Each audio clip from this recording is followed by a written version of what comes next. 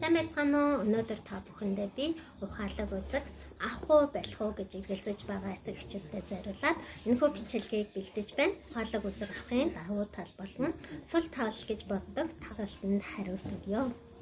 За хамгийн түрүүнд эхлээд ухаалаг үзэгний давуу талын талаар бүгдээрээ ярилцгаая. Хүүхдүүд маань өдөр болгон бид нарыг ажиллаад хараад ирэхээр ээж ааваа энэ номыг уншаад өгөөч гэж гүгээд ирдэг. Эсвэл гэрээ цэвэрлээд хоолоо хийгээд завгүй багт нь ном уншаад өг гэж гуйдаг байгаа. Энэ болгонд нь та бүхэн маань хүүхдүүдтэй цаг гаргаад номыг уншиж өгч чадаж байгаа ёо, чаддаггүй. Хэрвээ та чаддаггүй бол заавал ухаалаг үзэг авч өгөөрэй гэж хэлмээр байна. Ягаад гэх юм бол одоо цэцэрлэгийн насны хүүхдүүдийн маань хувьд гэвэл тэр хүүхдүүдийн ном унших хүсэл нь маш их байдаг. Гэвч номоо одоо уншуулах хүсэл нь аав ээж эцэг их асран хамгаалагчдын маань чөлөө цагаар хязгаарлагдаж байдаг шүү дээ. Тэгэхээр ухаалаг үзэгтэй болсноор хүүхдүүд маань хүссэн үедээ хүссэн хэмжээгээр олон удаагийн давчимжтайгаар номоо унших боломж нь нэгддэг байгаа. За хоёрт нь болохоор та гадаадд амьдардаг учраас одоо хүүхдэд монгол хэлийг зааж өгөх хэрэгтэй. Монгол хэлний орчныг бүрдүүлмээр байдаг. Гэвч хүүхэд маань одоо монгол хэлээрээ ярихаар цааргалаад байдаг. Яг таны хүссэн хэмжээгээр монгол хэлний орчин нь бүрдэхгүй байгаа бол та бас ухаалаг үзгийг авч өгөөрэй гэж зөвлөмөр байна. Учир нь манай лидер бүкээс эрхлэн гаргасан номууд маань бүгд монгол хэлээр уншигдаг. Дээрээс нь нэмэлтээр англи, солонгос, хятад хэлтэй байгаа. Та тэгэхээр одоо ухаалаг үзгийг авч өгснийхээ дараа өглөө юм уу орой аль нэгэн цагт хоёлаа одоо ухаалаг үзгээрээ монгол хэлээр үлгэрийнхээ номыг сонссныхаа дараа хамтдаа монгол хэлээр ярьдаг монгол хэлний цагийг гаргаж агаарай. Тэч одоо уран уншигчдын маань сонирхолтой одоо уншилтууд хүүхдийн маань анхаарлыг бас монгол хэл рүү нэлээд татах олон гэдэг би итгэлтэй байна. Тэгээд гуравт нь болохоор та Монголд амьдардаг хүүхдүүдтэй гадаад хэл сургах хүсэлтэй байгаа юу? Ямар хэл зааж сургаж байгаа вэ? Хүүхдэд одоо хэл зааж өгөхөд хамгийн их тулгардаг асуудал бол зөв цэвэр дуудлага байдаг. Ийм асуудал танд тулгарч байгаа бол бас ухаалаг үзгийг заавал авч өгөөрэй гэж зөвлөмөр байна. Учир нь энэхүү ухаалаг үзэг маань одоо тухайн хэлийг тухайн орныхон одоо хүн уншсан учраас маш зөв цэвэр дуудлагаар уншиж өгдөг байгаа. Түүнээс гадна одоо хүссэн хэмжээгээр давтаж уншиж өгдөг. Тэгэхээр яг хэл сурж байгаа хүүхдүүд маань цэвэр дуудлагаар өгөө хэл сурахад нь тусалдаг байгаа. Жишээлбэл одоо hippo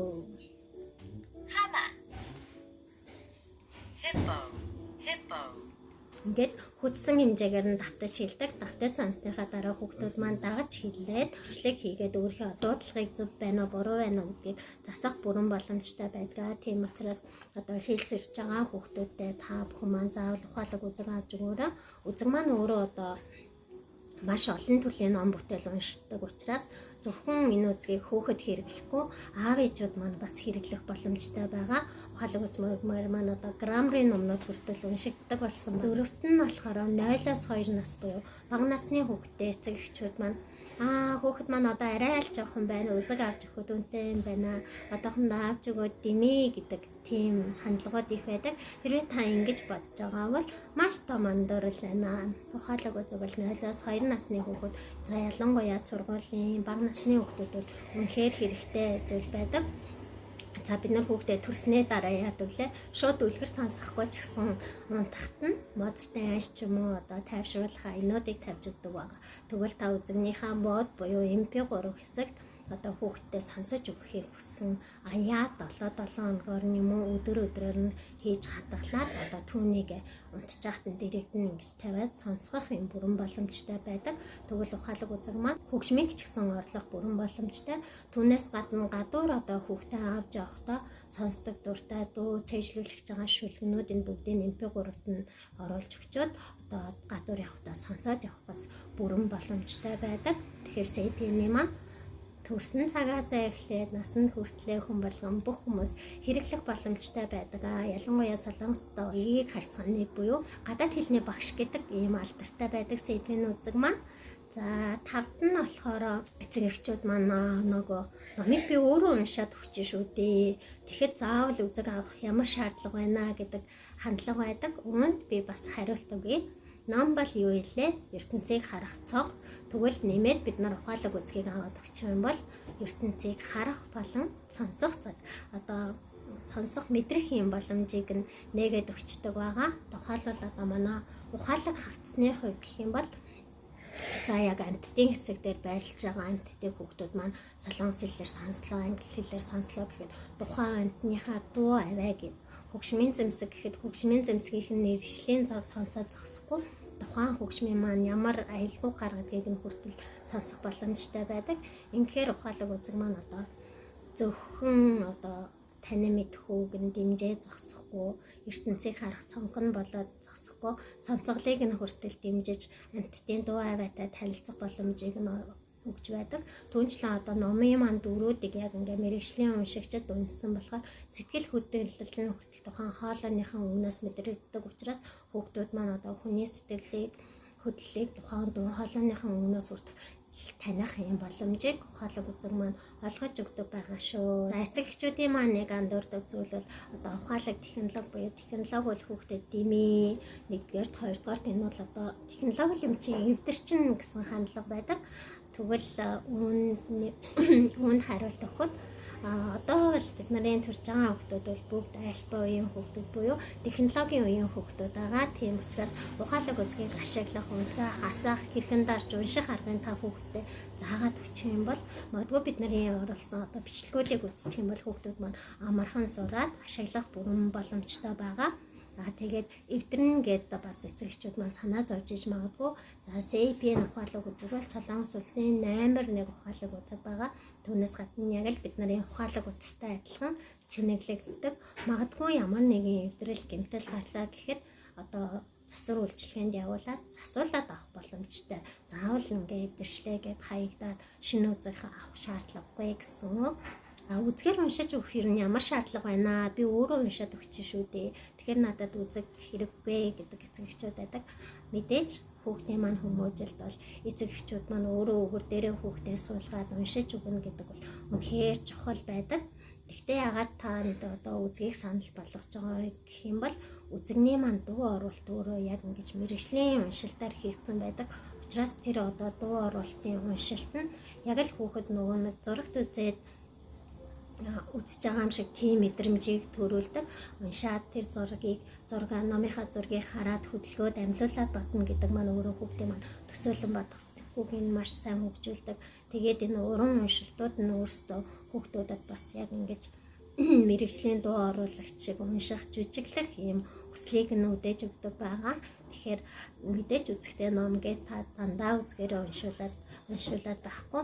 Өөрөө бас нэг уншиж үзээд, үзгээр нь бас нэг уншиж үзүүлээд, хүүхдээр нь бас ингээд уншиж үзүүлээд ах юм бол хүүхдүүдийн маань бас жүжигчний авьяас багасаа илэрч одоо жүжигчин болох уншилт хийх юм хүсэлийг төрүүлж өгөх болно.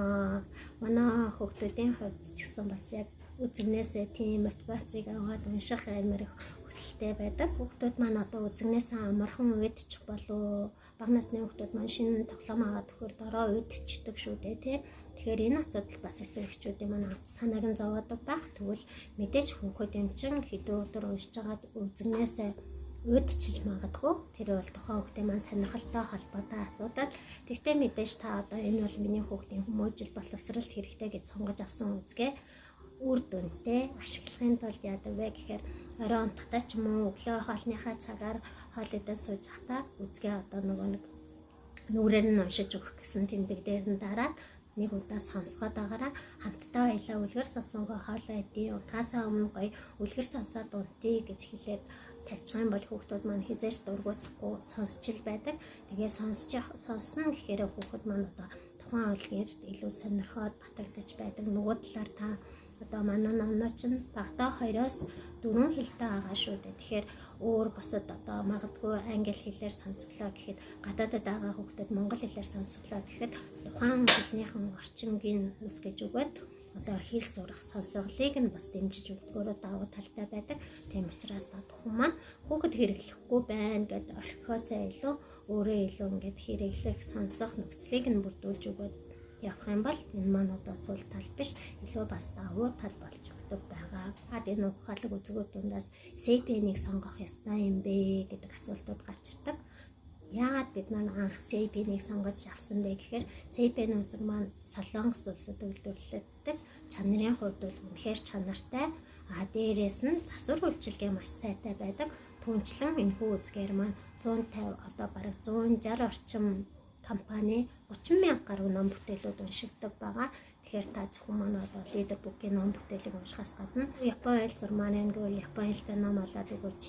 Герман хэл сурж байгаа мод Герман хэлтэй ном олоод өгөөч гэх юм бол бид нар одоо Герман хэлтэй ном гаргадаг компанитай хамтарч ажиллаад таны хүссэн номыг оруулж ирж өгөх бас бүрэн боломжтой байдаг. Түүнээс гадна CP-ийн үзгээр маань лидер бүкийн бүх номнууд маань уншигдаг. Манай компани гэвэл монгол хэлтэй, дээрээс нь хос хэлтэй ном эрхлэн гаргадаг хамгийн анхны ийм ухаалаг үзэгтэй компани байгаа. Ном бүтээлүүд маань бол одоогоор нэг 7 төрлийн бүтээл байгаа. Гэхдээ жил болгоно нэмэгдээд илүү одоо сонирхолтой олон төрлийн ном бүтээлүүд гарсаар байх болно. Тийм болохоор хүүхдүүдэд маань хэрэгтэй олон төрлийн номыг ухаалаг үзгээр унших боломжийг бид нар олгож өгөх болно гэдгээ бас амлаж байна. Үзэг арай дэндүүнтэй юм гэдэг асуулт байдаг. Тэгвэл Нобелийн шагналт эдийн засаг Джеймс Хекманы одоо гаргасан хүүхдийн хөгжлийн хөрөнгө оруулалтын өгөөжийн мөрийг гэж байдаг. Тухайн мөрийг тэмдэглэснээр болохоор 0-6 настай хүүхдүүдийн маань одоо бага наснд оруулсан хөрөнгө оруулалт ирээдүйд 12.9% ашигтай байдаг гэдгийг гаргаж өгсөн долларын өгөөжтэй байдаг гэдгийг одоо тодорхойлсон байдаг. Тэгвэл та бүхэн маань өнөөдөр одоо 350,000 төгрөгөөр 149,000 воноор энэ үзгийг авлаа гэхэд хөрөнгө оруулалт нь ирээдүйд одоо хэдэн доллар болж өрчлөх гэдгийг бас тооцоод үзээрэй. Мэдээж хүүхдүүдийнхаа бага наснд оруулсан хөрөнгө оруулалт бол маш чухал хөрөнгө оруулалт байдаг. Түүний яг тарихныхан яг л порлон шиг ингэж ирч хүчтэй хөгжиж байгаа үед нь одоо зөв хэрэгтэй хөрөнгө оруулалтыг одоо хийгээрэй гэж зөвлөмөр байна. Түүнээс гадна маш сайхан мэдээд ойлгоход Leader Book хэвлэлийн компаниас маань 22 онд одоо 8 сарын 15-наас 9 сарын 5 хүртэл 20 өдрийн урамшуул зарласан байгаа. Шинэ хичээлийн жилд зориулаад ямар урамшуул вэ гэхээр та Leader Book хэвлэлийн компаниас эрхлэн гаргасан бүх бүтээлийг 850,000 төгрөг воноор болохоор 350,000 воноор худалдан авсан тохиолдолд та бүхний үнэтэй юм авахгүй болох уу гэд эргэлзээд байгаа. 350,000 төгрөгийн үнэтэй энэхүү ухаалаг үзгийг манай компаниас бэлэглэх болно. Тэгэхээр та бүхэн маань энэ боломжийг бас битгий алдаарай. Хэмжээд захиалаад аваарай гэж хэлмээр байна. За тэгээ бичлэгтэй хамт байсан та бүхэндээ баярлалаа.